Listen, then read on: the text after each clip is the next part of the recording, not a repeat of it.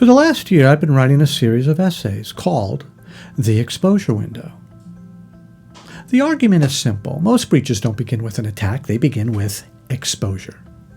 Something becomes externally visible, stays visible, and persists long enough that someone outside notices first. A hacker, an adversary, for example.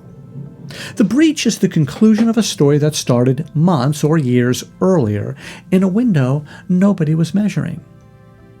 See, that window is where I want to focus the video, because there's an entire category of security tooling built around the moment exposure exists, and almost none built around the dimension that actually matters. How long has it been that way? Attack surface management has been a real discipline for about a decade. The idea is simple. Modern organizations don't know everything they have. Cloud accounts, subdomains, forgotten staging environments, third-party services, shadow IT. I deal with this stuff every day. So somebody had to build tools that look at your organization from the outside and tell you what's reachable, what an adversary can connect to and potentially compromise. That work matters.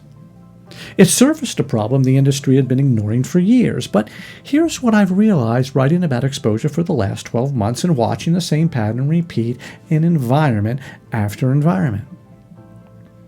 Every ASM tool or attack surface management tool on the market today can tell you what's exposed right now. None of them can tell you how long it's been that way. And that gap, that single missing dimension, is where the exposure window actually lives. Let me explain what I mean. Attack surface management measures two dimensions. It measures breadth, how many assets you have facing the internet, and it measures composition. What those assets are, what services they run, what vulnerabilities they carry. Both of those are snapshots. You scan today, you get a picture of what's exposed today. You scan next week, you get a picture of what's exposed next week. The tool compares the two and tells you what's changed. That's useful, but it's still snapshots, just stitched together.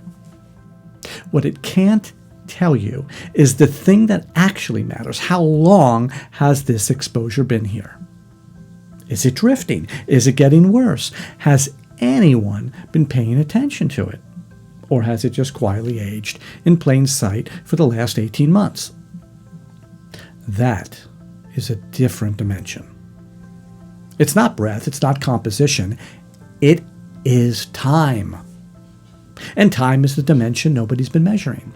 I came to this through the essays. Every paper I wrote in the Exposure Window series kept circling the same realization. Vulnerability is an exposure. Asset awareness is a myth. Compliance is a false signal. Scanners can't see what they weren't built to find. Exposure has a half-life, and every essay was describing the same underlying dynamic from a different angle. Exposure persisting, drifting, aging, while the organization assumed it was being watched. By the time I'd written enough of them, the conclusion was obvious. The thing I'd spent a year describing wasn't a new vulnerability category, it was a new measurement category, something the industry had been talking around for years without ever naming directly. So I started building it. The thing I'd been writing about, the window itself, needed an instrument. Two things specifically: the exposure drift index, a measurement of how long a given exposure has persisted, how much it's drifted from its original state, and how that compares to baselines across similar assets. And exposure drift trending, the longitudinal view, not what you're exposed to today, what your perimeter has been doing quietly, persistently, across the last 30, 90, 365 days. That's a different category. That's a different category of tool than, say, attack surface management. I'm calling it exposure drift monitoring, or EDM. EDM is to ASM what continuous monitoring was to annual audits. ASM tells you what you have. EDM tells you what's been quietly happening to it while you weren't looking. Both matter, but only one of them measures the exposure window directly. Here's what I ask you to do. Look at whatever tool you're using today to manage your external attack surface. Open it, look at any exposure it's flagging. Now ask yourself a question. How long has that been there? If your tool can't answer, and I bet it can't, that's the window I've been writing about, and that's the gap EDM exists to close.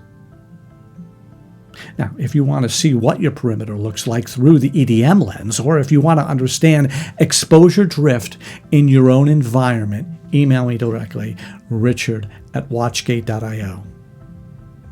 That's the work we're doing. That's the category I'm building. WatchGate is the first tool built natively for exposure drift monitoring, but the bigger thing is the window itself.